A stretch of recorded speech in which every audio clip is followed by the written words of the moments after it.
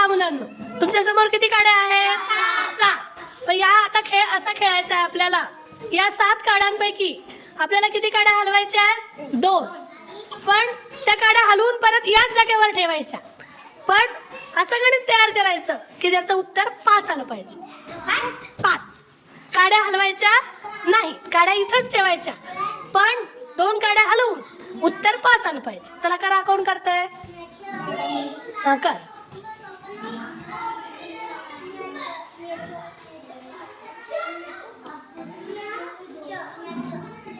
5 काड्या आल्या का रे? उत्तर 5 काड्या आलं का?